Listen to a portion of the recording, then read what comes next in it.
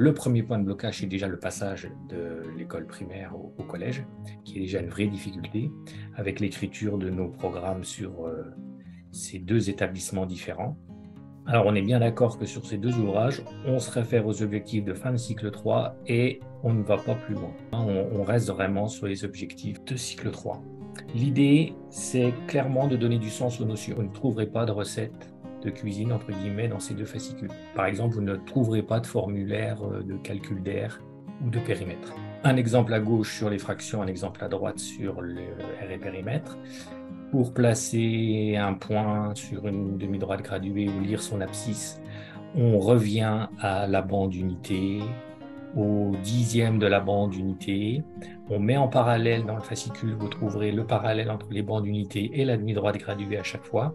Et on montre le lien entre la position du point A, qui a comme abscisse ici 19 dixièmes, et le lien avec la bande unité, les 9 dixièmes d'unité et une unité et 9 dixièmes de l'unité qui donne 19 dixièmes de l'unité. Quand R est périmètre, à côté, la conversion 1 décimètre cube égale 100 centimètres cubes, pour donner le sens, elle est illustrée. On dessine le décimètre cube, l'aire d'un carré d'un décimètre de côté. On dessine les décimètres carrés et centimètres carrés, excusez-moi. On les dessine et on les compte ou on les calcule et on remarque qu'il y en a 100. Donc un décimètre cube, 100 centimètres carrés. On revient vraiment sur le sens. Pour ces deux fascicules, rien n'a été inventé. On s'est appuyé sur les documents d'accompagnement EduScol. Donc en l'occurrence, il y en a un sur les fractions et nombres décimaux cycle 3 et vous connaissez probablement celui également sur grandeur et mesure de cycle 3. Ces documents d'accompagnement EduScol sont assez riches. Ils donnent par exemple la progression de ces deux notions du CM1 jusqu'à la 6e. Donc cette progression a été reprise.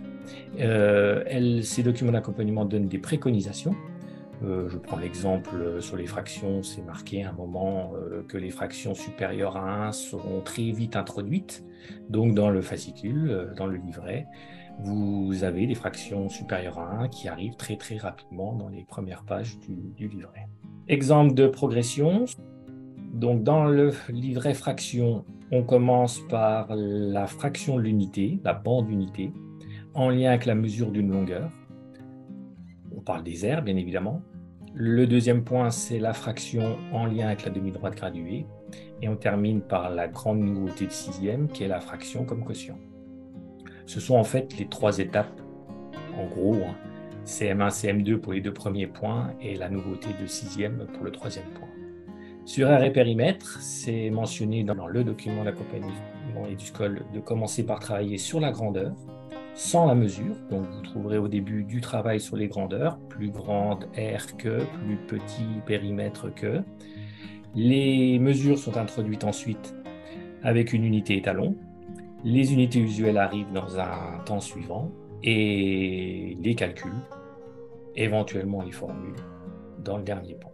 Dans la partie où on s'entraîne sur toutes les notions, la deuxième partie du fascicule, c'est là que vous avez un mélange d'exercices plus, on va dire, attendu d'un élève en 6e, avec la plupart du temps non-unicité de méthode pour le résoudre.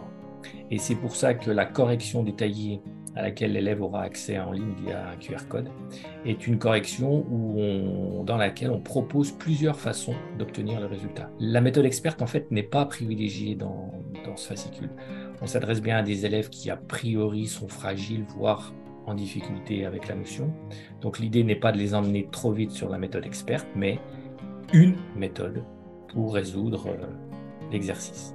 Exemple, on parlait de non-unicité de méthode pour conclure. Si on doit décomposer la fraction 16 tiers comme la somme d'un entier d'une fraction inférieure à 1, un premier exemple est donné en travaillant uniquement sur la fraction comme nombre, vu comme quotient, comme en 6e. Et puis dans le deuxième exemple, on arrive au même résultat, mais en travaillant avec la demi-droite graduée.